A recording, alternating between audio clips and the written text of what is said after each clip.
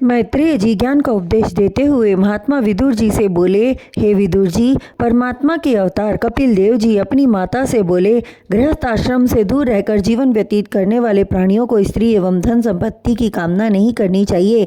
ये दोनों चीज़ें मन में हलचल उत्पन्न करने वाली होती हैं, किंतु गृहस्थ आश्रम में रहकर प्रभु का भजन एवं ध्यान करने वाले मनुष्यों के लिए स्त्री और धन का निषेध नहीं है।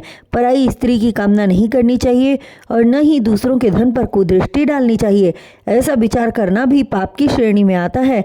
अपनी सुंदर स्त्री हो अथवा कुरूप, उसी को सर्वांग सुंदरी समझना चाहिए और अपने परिश्रम से कमाए हुए धन से संतुष्ट रहना चाहिए।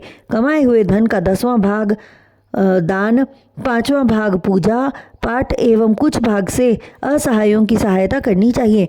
बाकी जो बचे उससे अपने कुटुंब का भरण पोषण करना चाहिए।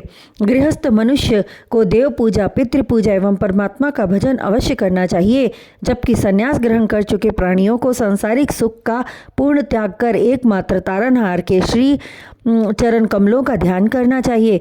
गृहस्थी जीवन में रहकर जो मनुष्य पूर्ण श्रद्धा, भक्ति एवं विश्वास से प्रभु का ध्यान करता हुआ स्वयं को संसारी माया से विरक्त रखता है, उससे प्रभु प्रसन्न रहते हैं।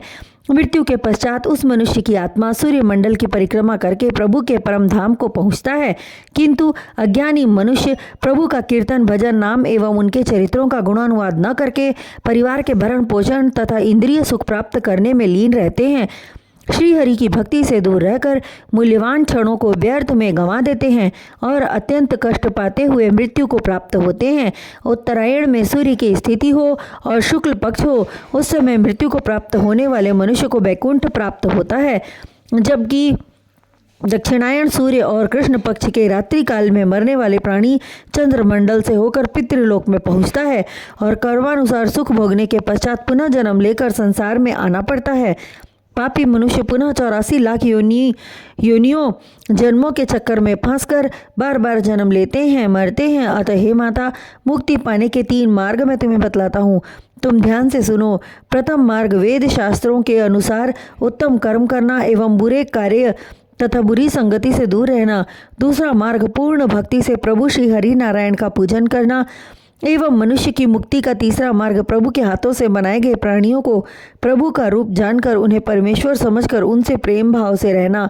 ये तीनों मार्ग अत्यंत सरल एवं मुक्ति प्रदान करने वाले हैं।